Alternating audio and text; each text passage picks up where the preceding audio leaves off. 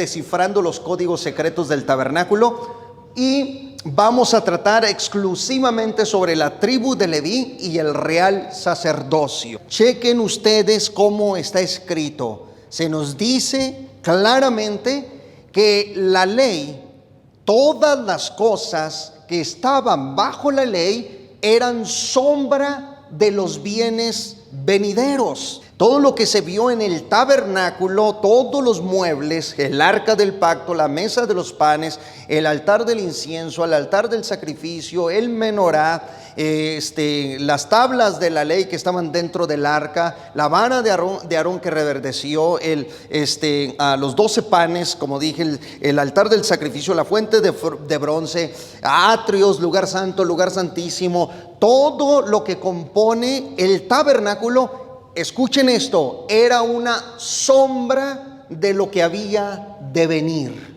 Bendita la gloria de Dios. Ahora, no es un problema entender la palabra sombra. Tengo entendido que el griego usa el término sequia.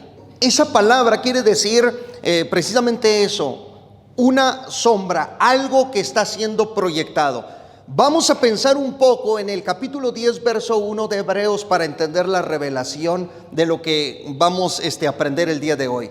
Vamos a entender primero la palabra sombra. ¿Qué es o cómo se produce una sombra?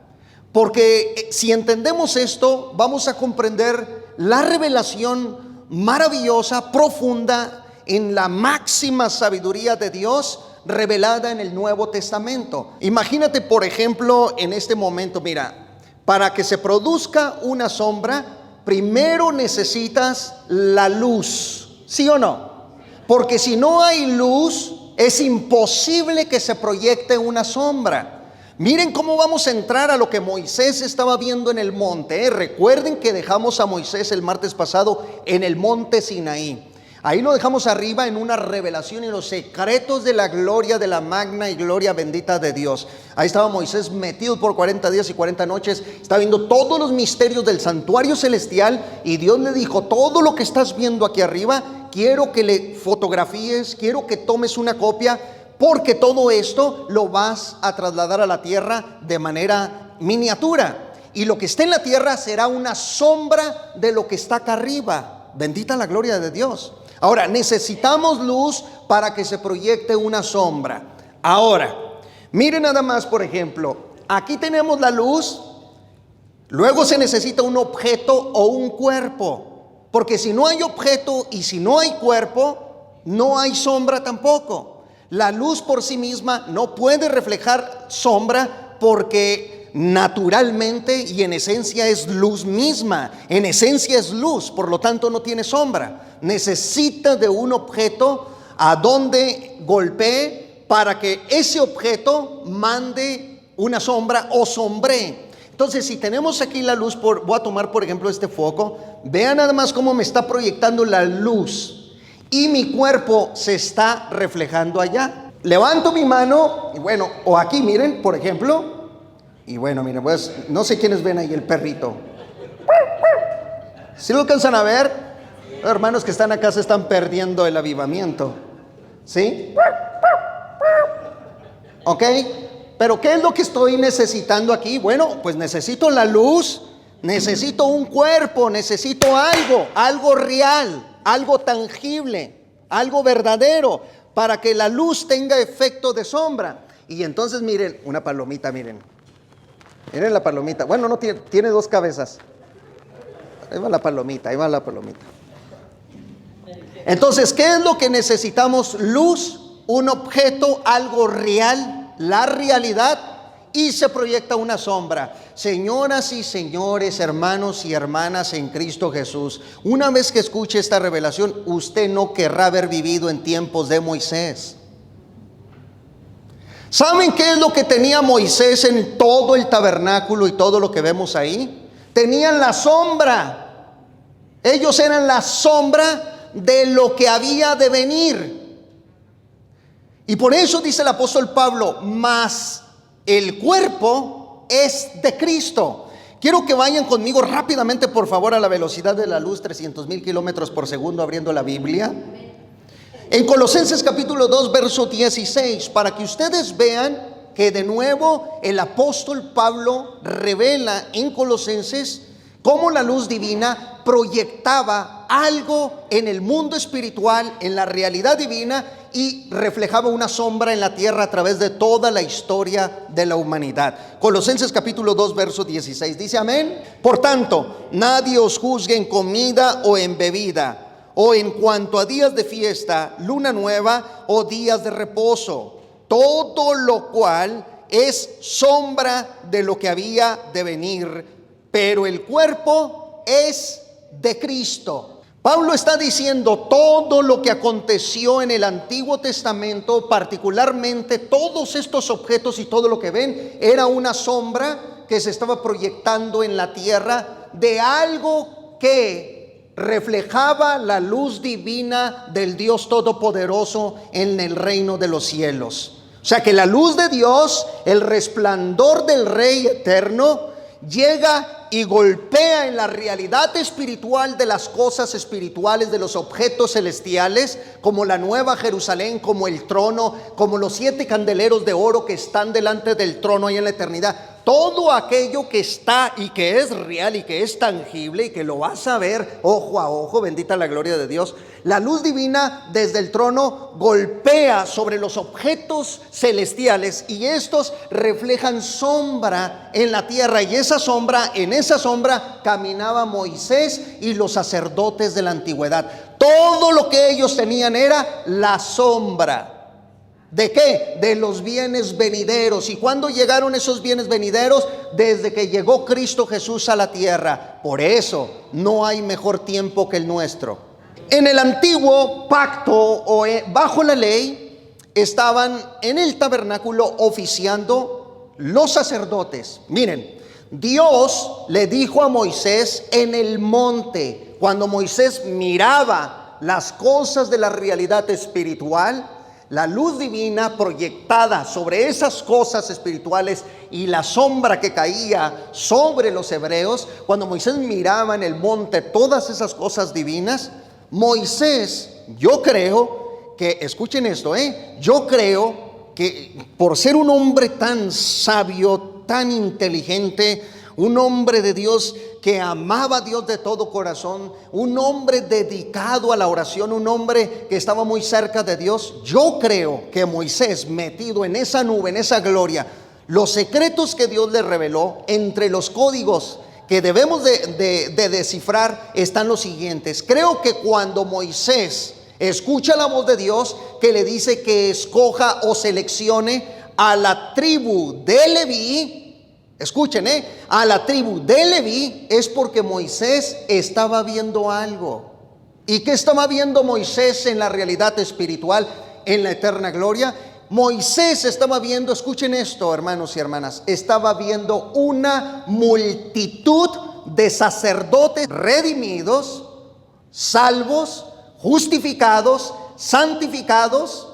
Y cuando vio esa multitud que ministraba en el trono de Dios, borrosamente, como que una multitud estaba ministrando delante del trono, entonces Dios le dice: ¿ves esta multitud de gente que está ministrando aquí en la eterna gloria delante de mi trono? Así quiero que escojas una tribu en la tierra, para que represente esa tribu a los futuros sacerdotes que estarán conmigo en toda la eternidad. Estas personas que están vestidos medio raros a nuestra época y a nuestro tiempo, ellos son los levitas sacerdotes y tenían que venir de la familia de Aarón, bendita la gloria de Dios, ¿ok?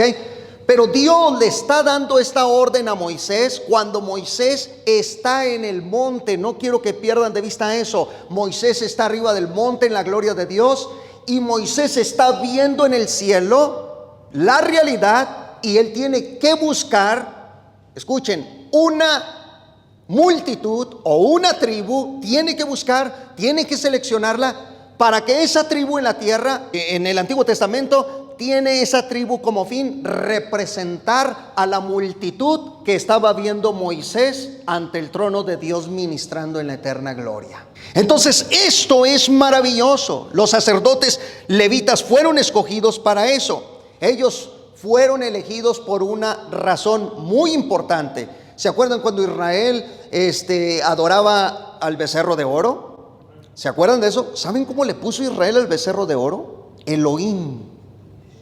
Cuando le dice a Aarón y todos, mientras Moisés estaba en la gloria de Dios, dice: aquí está Elohim para que lo adoren. Este es tu Elohim. Imagínense nada más, ¿no? Bueno, bendita sea la gloria del Señor. Ahora, cuando estaba Israel en todo eso, le dice Yahweh a Moisés: desciende porque Israel está perdido adorando, idolatrando al becerro de oro. Entonces Moisés descendió y nosotros conocemos la historia para resumirla.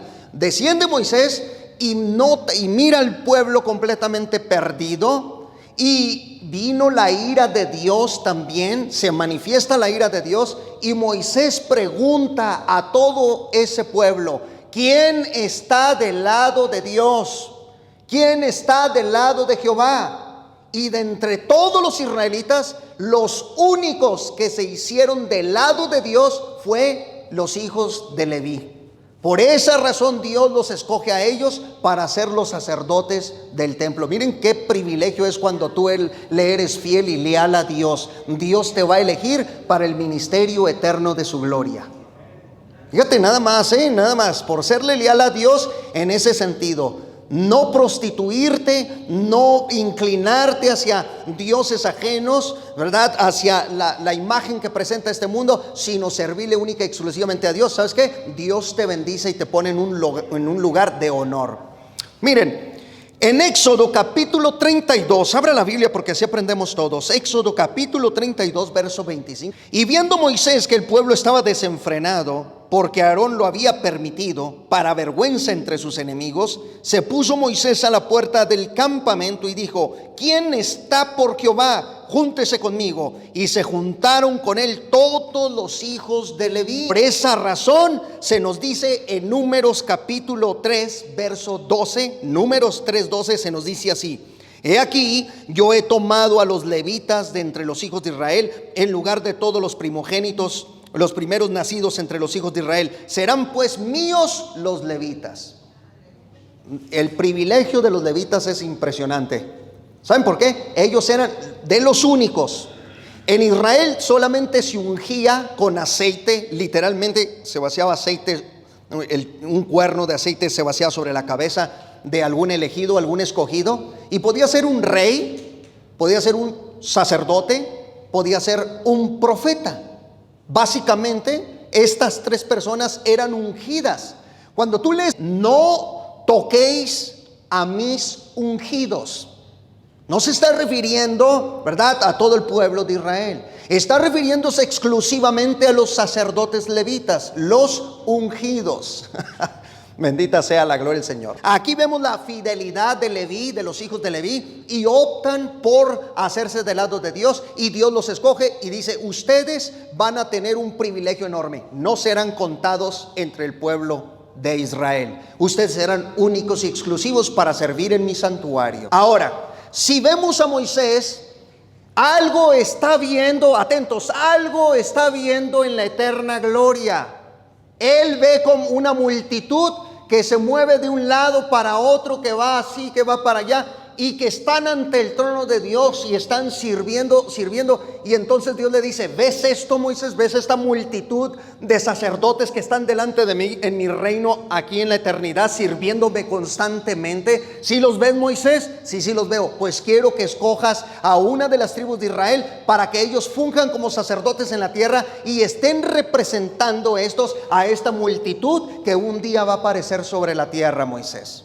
Pero ellos en su tiempo no sabían, ni siquiera tenían idea. Muchos sacerdotes no se daban cuenta de ellos simplemente servían a Dios en ese momento de todo corazón, pero no sabían cada significado, cada simbolismo, cada cosa que hacían. Ellos no sabían que todo eso estaba proféticamente apuntando a una gran multitud que vendría sobre la tierra y que estaría en la eterna gloria ministrando delante de Dios. ¿Saben quiénes son esos? La iglesia de Cristo. Quiero que abran, por favor, la palabra de Dios en Primera de Pedro 2:5. Usted va a notar aquí en Primera de Pedro 2:5 que ya los antiguos levitas quedaron como la sombra de lo que había de venir, y lo que había de venir ya vino hace 2000 años y todavía está sobre la tierra desde entonces, y es esa multitud de sacerdotes que somos nosotros. Primera de Pedro 2:5, escuchen: vosotros también, como piedras vivas, sed edificados como casa espiritual y sacerdocio santo, para ofrecer sacrificios espirituales aceptables a Dios por medio de Jesucristo. Vean el verso 9 rápidamente. En el verso 9: mas vosotros sois linaje escogido, real sacerdocio. ¿Real qué? ¿Saben qué es eso? Que somos los verdaderos sacerdotes. ¿Quién, pastor? ¿Nada más usted? No, todos ustedes son real sacerdocio. ¿Y los levitas qué, pastor? Ellos eran la sombra que se estaba proyectando de la multitud que estaba ministrando, porque Dios ya nos hace ministrando en la eternidad delante del trono y de los 7 candeleros de oro que resplandecen delante de su trono. Y allá arriba dice que se veía al Hijo de Dios como el Cordero en medio del trono. Somos real sacerdocio. Si entendemos esto, vamos a comprender una riqueza espiritual en nuestras vidas profunda, hermanos, profunda. Sigo leyendo. Bien, linaje escogido. Vea, linaje escogido. No eres cualquier cosa. No dejes que el diablo te pisotee, ¿verdad? Y diga que no eres nada, que tú no vas a lograr nada, que tú estás en la iglesia nada más llenando una silla, una banca. No dejes que Satanás se meta con esos pensamientos a tu mente. ¿Sabes por qué? Porque el Señor te escogió como real sacerdocio. Eres linaje escogido. ¿Sabían, hermanos, que por nuestra estructura corre el linaje puro y santo del Hijo de Dios? ¿Sí? Corre la sangre de Cristo de manera impresionante por nosotros. Bendita sea la gloria de Dios. Eso es maravilloso, hermanos. Entonces somos real sacerdocio. Y luego miren lo que dice: nación santa, pueblo adquirido por Dios, no para que estemos dioquis, sino para que anunciéis las virtudes de aquel que os llamó de las tinieblas a su luz admirable. ¿Saben qué estoy haciendo en este momento yo? ¿Saben qué están haciendo ustedes en este momento? Nosotros aquí somos no la sombra, sino la realidad que iba a venir un día a la tierra. Los primeros apóstoles, ¿verdad?, del Señor, la iglesia de Cristo de los primeros siglos, fungían ese sacerdocio santo y puro delante de Dios. Ellos creían firmemente que eran escogidos por Dios, no por el hecho de ser israelitas o ser judíos, sino porque sabían que la sangre de Cristo los había limpiado y purificado. Fuerte el aplauso a la gloria de Dios. Lo que Moisés, la multitud que Moisés estaba viendo en el cielo, ya redimida y salva, era el real sacerdocio futuro que Dios iba a tener ministrando en la eterna gloria. Y eso era lo que reflejaba la sombra divina, la luz divina. Y en la tierra Moisés establece este sacerdocio.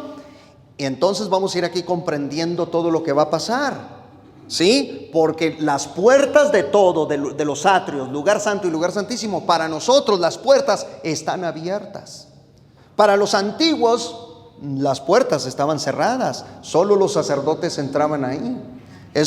Vamos a tomar un ejemplo en el presente. Imagínense que los saquemos a todos ustedes de aquí y los dejemos allá. Deja la gente allá, deja las ovejas allá en el parking, allá que se queden en el parking, y aquí nada más los ministros, los sacerdotes, Si lo trasladamos en nuestro tiempo, así sería. Tú nada más llegarías allá. No eras digno ni digna de estar aquí adentro. O sea, de verdad se los digo, estarían allá afuera todos. Solamente el sacerdocio, los sacerdotes estaríamos aquí. Y te acercabas allá medio a la puertita y desde allá pedías misericordia, que por el perdón de tus pecados, y allá te mandábamos un sacerdote, a ver, ve y sacrifica algún corderito o algo para que le ayudes a liberar a esa pobre alma. Pero tú no entrabas. Por eso está escrito que el Señor nos abrió el camino, no al lugar, no a los atrios, no al lugar santo, sino al lugar santísimo. ¿Para qué? Para ser sacerdotes delante de su presencia. Porque soy un sacerdote. ¿Sí, no? ¿Así va? Llamado a ministrar en su presencia. Entonces, mire nada más lo que nos dice la Escritura. Ofrecemos sacrificios espirituales. No me va a ver aquí, ¿verdad?, con un cordero matándolo enfrente de usted, o con una palomita, o trayendo aquí granos. No, me va a ver ofreciendo sacrificios espirituales para Dios. ¿Cómo se ofrece sacrificios? David decía que él ofrecía sacrificios de alabanza. Así que cuando venga aquí diga, es que no siento levantar las manos. Cuando usted diga, es que yo no siento, ¿verdad? No siento levantar mis... Es ahí la clave para ofrecer sacrificio. Porque el sacrificio se ofrece cuando no tienes fuerza, cuando no puedes, es cuando te sacrificas y ofreces alabanza y fruto de labios que confiesen su nombre. Que no quieres, alaba a Cristo, ¿verdad? Sacrifícale al Señor un sacrificio espiritual. Que no quieres orar, la oración es un sacrificio. Puede ser un sacrificio espiritual para aquellos que no tienen un espíritu de oración. Bendita la gloria del Señor. Para los que lo tienen es un deleite. Es el pan diario, el pan de vida. Bendita la gloria del Señor. ¿Cuántos estamos aquí? Ahora, ¿cómo nosotros fuimos llamados a este real sacerdocio? Apocalipsis capítulo 1, verso 6. Y nos hizo reyes y sacerdotes para Dios, su Padre. A Él sea gloria e imperio por los siglos de los siglos. Amén. Noten ustedes que el texto no solamente dice que te hizo sacerdote, nos hizo reyes y sacerdotes con su sangre. ¿Y para qué nos hizo reyes y sacerdotes? Para el Padre de gloria. Entonces, en este momento, mientras la iglesia esté sobre la tierra, está fungiendo como sacerdotes del reino de Dios. Pero cuando venga el reino del milenio, ahí dice, y reinaremos con Cristo. Allá es donde comienza el papel o el llamado de reyes, de princesas. Allá será el reino milenial. Por ahorita somos sacerdotes. En el milenio la iglesia estará reinando con el Rey de Reyes. Por eso se le llama Rey de Reyes y Señor de Señores. Por eso, hermanos, vea el lugar donde Dios le tiene. Es un privilegio. Yo siempre digo, es un privilegio servir al Señor. Es un privilegio.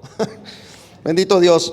Quiero que abran la palabra de Dios en la carta a los Hebreos, capítulo 7, verso 11. Vean que nuestro sacerdocio no es de la tribu de Leví. O sea, no somos la sucesión de la tribu de Leví. Nosotros venimos de otra tribu. Amén. Capítulo 7 de Hebreos, verso 11. Si pues la perfección fuera por el sacerdocio levítico, vean, porque bajo él recibió el pueblo la ley, ¿qué necesidad habría aún de que se levantase otro sacerdote según el orden de Melquisedec y que no fuese llamado según el orden de Aarón? Porque cambiado el sacerdocio, necesario es que haya también cambio de ley. Y aquel de quien se dice esto es de otra tribu, de la cual nadie sirvió al altar. Porque manifiesto es que nuestro Señor vino de la tribu de Judá, de la cual nada habló Moisés tocante al sacerdocio. ¿Qué quiere decir eso? Que la multitud que Moisés estaba viendo en el monte y en la eterna gloria pertenecía a otra tribu. no a la tribu de Leví. La tribu de Leví fue escogida para sombrear, para representar. ¿Y qué era esa tribu? La tribu de Judá, de donde saldría el Señor Jesucristo. El sacerdocio de Leví quedó, voy a decirlo así, anulado con la presencia de Cristo en la tierra. Estando Cristo presente en la tierra, es un nuevo sacerdote según el orden de Melquisedec. Melquisedec, rey de Salem o rey de paz, era una figura o una representación o una manifestación, ¿por qué no decirlo?, del Hijo de Dios. En el tiempo de Abraham, cuando se le pareció a Abraham, se le manifestó, y dice la Biblia que Abraham le dio los diezmos de todo. Y dice que Melquisedec no tenía padre ni madre, no tenía números de días ni fin de día, o sea, era eterno, y solamente eterno es Dios. Bendita la gloria de Dios. Entonces dice, hecho semejante al Hijo de Dios. O sea, Jesús viene de esa línea sacerdotal, viene de otro orden, no viene de la tribu de Leví, no viene del orden según el orden de la familia de Aarón, sino de la tribu, sino de Melquisedec, y salió de la tribu de Judá. Por lo tanto, todos los que hemos recibido a Cristo Jesús como nuestro Salvador personal, y escuchen, y hemos sido bañados, rociados con la sangre de uno de la tribu de Judá sobre nosotros, o sea, de Cristo mismo, a nosotros Él nos hizo sacerdotes, real sacerdocio para la gloria de su nombre. Él es el sumo sacerdote y nosotros somos los sacerdotes. De verdad, se van a aventar un manjar, un filete o un bistec. Se lo van a aventar cuando hablemos del sumo sacerdote y cómo representaba en cada una de sus cosas y oficios a nuestro Señor y Salvador Jesucristo. Es una revelación tremenda esa, tremenda, no se la pierda. Amén. Bendita la gloria de Dios. Bueno, vamos avanzando. Ahora, vamos a hablar rápidamente sobre la vestidura de los levitas, de la sombra de los sacerdotes antiguos. Éxodo capítulo 28, verso 4. Vamos a hablar un poco de cómo ellos se vestían. Primero vamos a hablar sobre la túnica, de cómo ellos tenían que presentarse en el oficio a Dios. Las vestiduras que harán son estas: el pectoral, el efod, el manto, la túnica bordada, la mitra y el cinturón. Hagan pues las vestiduras sagradas para Aarón tu hermano y para sus hijos, para que sean mis sacerdotes. En el verso 5 tú notas que las túnicas o la vestimenta de los sacerdotes iban a estar compuestas de oro, de color azul, de púrpura, carmesí y lino torcido. Tú lo miras eso en el verso 5. Ahora bien, hermanos, estos sacerdotes que ves aquí tenían una vestidura externa. Quiero que pongamos atención aquí, ¿ok? Esta vestidura es externa. Eran túnicas largas, llegaban hasta los pies. Estas túnicas eran largas. Así se vestían. ¿Por qué razón se vestían así estos sacerdotes? Porque Dios estaba mandando la sombra de lo que sería la santidad y la justicia del servicio de sus sacerdotes. Todavía no puedo adelantar esto, pero se los voy a decir desde ahorita. Les voy a decir nada más un poquito. Si la santidad hoy en día fuera y la predicáramos de manera externa, todos los que estamos aquí, hombres y mujeres, todos deberíamos de traer túnicas, todos. Nada de faldita, nada de vestiditos, nada de pantaloncitos. Todos aquí deberíamos de traer túnicas, porque si queremos ser bíblicos, entonces tenemos que sacar de la Biblia la vestimenta. Si tomamos estos ejemplos, a ver, si llega alguien aquí, no, es que yo me puse este vestido, esta falda, hermano, o este pantalón. No. Usted quiere ser bíblico, quiere ser bíblica, tráigame una túnica para creerle realmente que anda viviendo la santidad, bíblicamente hablando. No. Es imposible, porque nuestras vestiduras sacerdotales Dios ya no las mandó por dentro. ¿Por qué? Porque el Antiguo Testamento es sombra. El real sacerdocio se viste dentro del espíritu. O sea que dentro de estas garras que usted ve aquí, traigo una túnica blanca resplandeciente, eso espero, mi Dios, ¿verdad? Por tu gracia y tu misericordia, blanca y resplandeciente, pero que también tiene los colores de la sangre del Hijo de Dios en mi vida. Mi santidad está por dentro, señores, no por fuera. Es un error cuando atribuimos a la ropa, a la garra. Esto se pudre, esto se va al cementerio, la ropa, la garra se pudre, se deteriora. Lo que traes por dentro no se pudre, no se corrompe, sino que tiene eco en la eternidad. Dice nada más. Ahora, con eso estamos enseñando una falsa doctrina que andemos como nos dé la gana. No, porque también hay códigos sociales, ¿verdad? Ni modo que vas a ir enseñando todo, ¿verdad? A ver quién se anima a enseñar todo por las calles. Miren, véanme, vengo desnudo, ¿quién se atreve? ¿Verdad que nadie? Hay códigos sociales. Y más en la iglesia, ¿verdad? Y en las cortes y en todo. Pero nunca atribuyas la santidad a la garra. La garra se pudre. La garra no tiene nada que ver con la santidad. Es más, teológicamente hablando, la ropa representa el pecado. ¿Por qué? Porque el hombre y la mujer no fueron creados con ropa. Dios, cuando los vio a Adán y a Eva, dice, se taparon con hojas de higuera. ¿Y por qué se cubren? Es que no queremos que nos veas desnudo. ¿Por qué? ¿Quién les enseñó eso? Entonces Dios en su misericordia dijo, ok, les voy a poner, tápense ahora con piel de cordero, tápense así, para representar un día el sacrificio que vendrá al mundo. Aquí está la diferencia entre un sumo sacerdote y su vestimenta. Aquí tiene el pectoral, una belleza, esta es una hermosura. Esto que ves aquí es una hermosura de vestido, ¿verdad? Cada cosa significa algo que vamos a ver maravillosa. Y este es un sacerdote ordinario común. Este es el sacerdote ordinario. Este no podía entrar al lugar santísimo, solo al lugar santo y a los atrios. Este era el único que entraba al lugar santísimo una vez al año. Y de eso vamos a ver. No quiero adelantar esas enseñanzas para que se venga. Amén. Entonces, vean nada más, túnicas largas y iban ceñidas con un cinto y tenían en sus cabezas también las tiaras, que era una especie de gorra, como dice la Biblia, y también tenían ese cinturón. Si tú miras, se ajustaban, se ceñían, ¿verdad? La túnica, este trae túnica, este trae efote, este trae más vestimenta, pero aquí la túnica, miren cómo el sacerdote se ceñía con este cinto. Vean el cinto. Este cinto va a representar algo para la iglesia, y esta túnica va a representar algo también para la iglesia, y la tiara o la especie de turbante que trae también va a representar algo para el sacerdocio de hoy, la realidad espiritual que vive el presente para la gloria de Cristo.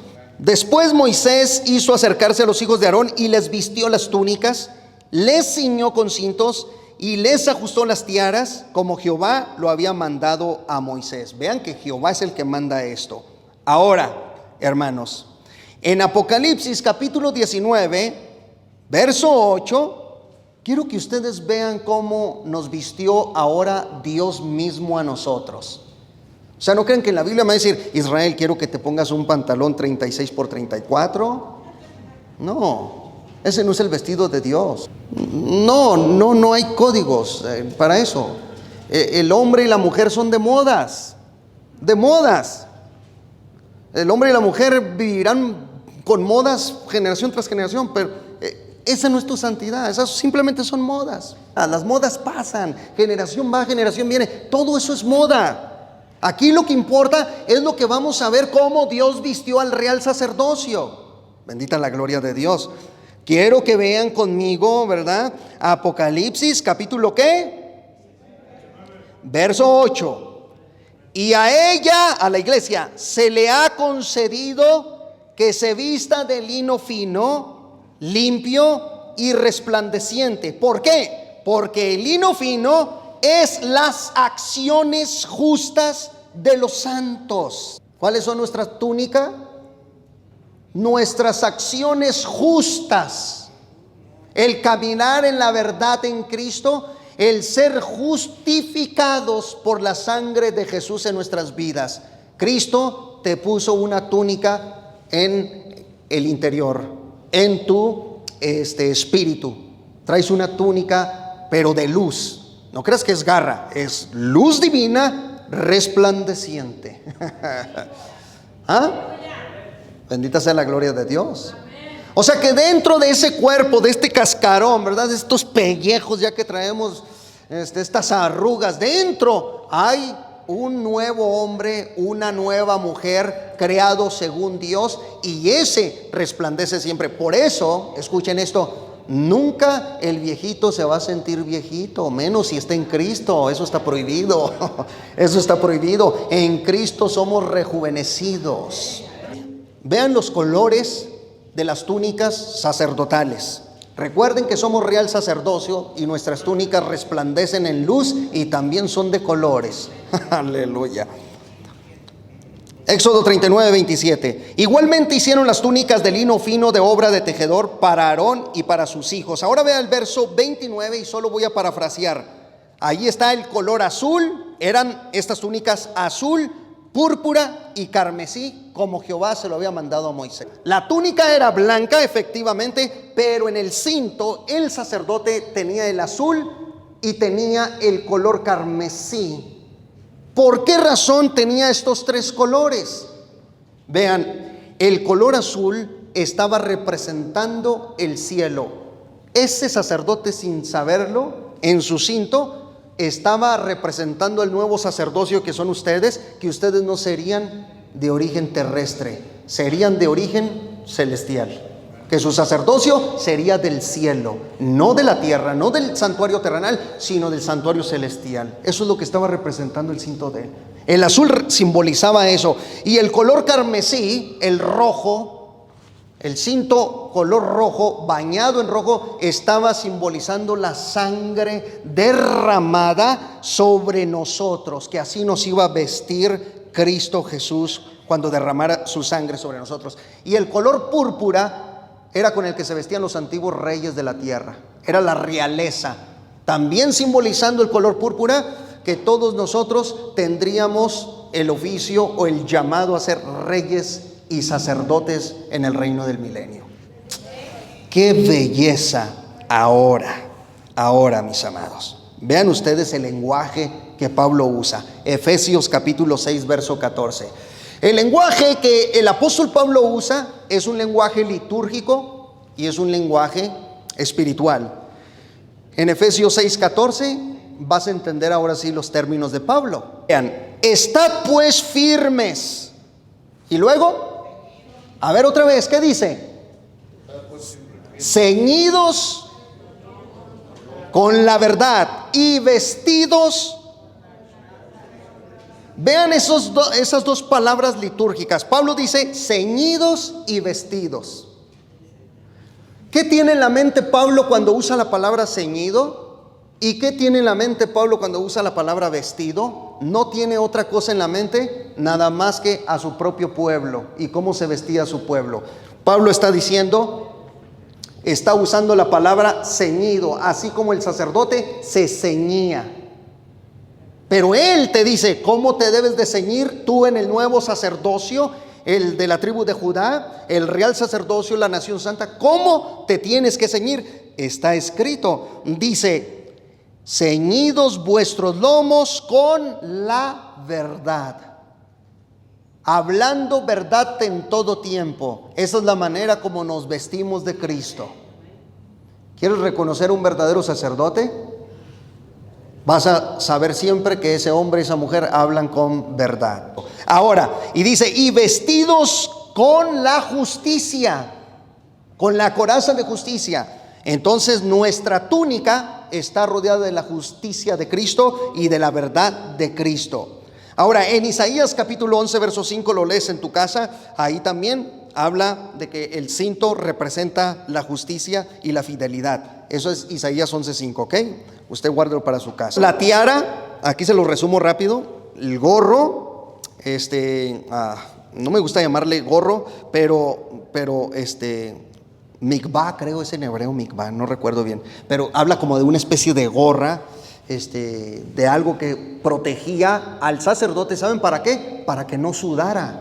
Porque Dios no quería ropa en el sacerdote que lo hiciera sudar. Y este foco me hace sude y sude, pero tengo que aguantarlo, ni modo. No quería que sudara, porque el sudor proviene de parte de las consecuencias del pecado. Entonces Dios quería en el sacerdote ropa ligerita, que él anduviera contento, feliz, que no lo hiciera sudar, porque le recordaba la caída.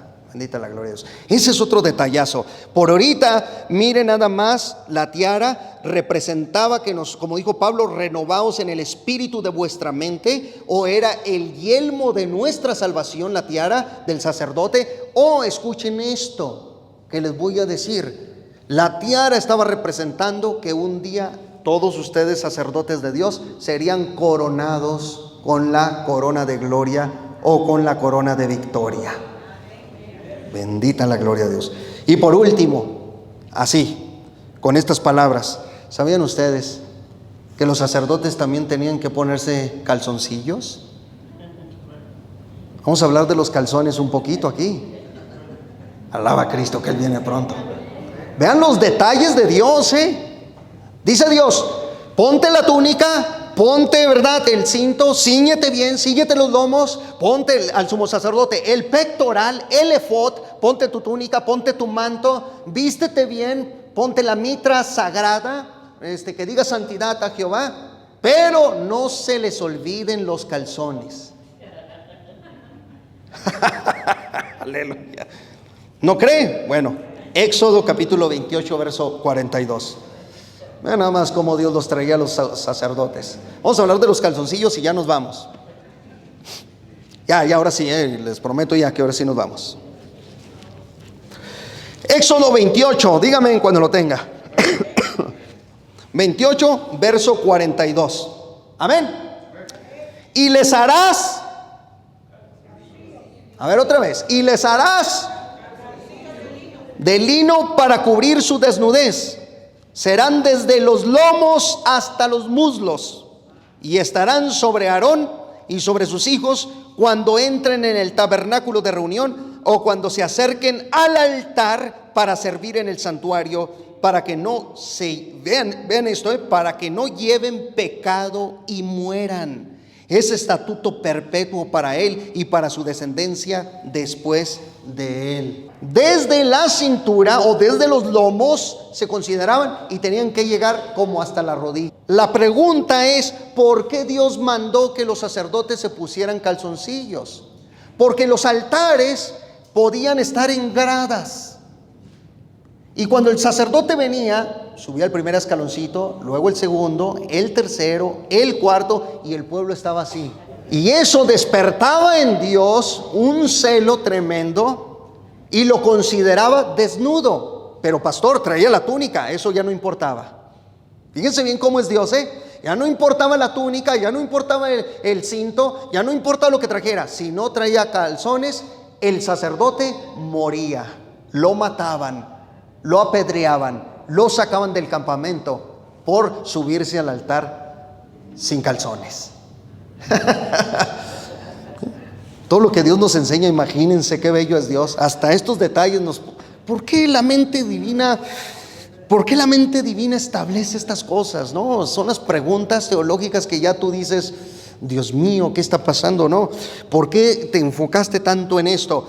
Pero esto sobre los calzoncillos y sobre la desnudez, Apocalipsis 3:18 dice así. Apocalipsis 3:18. Por tanto, yo te aconsejo que de mí compres oro refinado en fuego para que seas rico, y vestiduras blancas para vestirte, y que no se descubra la vergüenza de tu desnudez, y unge tus ojos con colirio para que veas. ¿Notaron la expresión? Cómprate vestiduras blancas para que no se descubra la desnudez del real sacerdocio. También nosotros podemos ser considerados desnudos. ¿Cuándo, pastor? Cuando estamos viviendo en perversión, en lujuria, y en falta de santidad delante de Dios, realmente ahí estamos desnudos delante de su presencia. Y no podemos ministrar de esa manera, porque el real sacerdocio, nación santa, delante de Dios en ese momento, Él nos considera desnudos. ¿De qué me sirve un gran sermón aquí si delante de Dios estoy desnudo?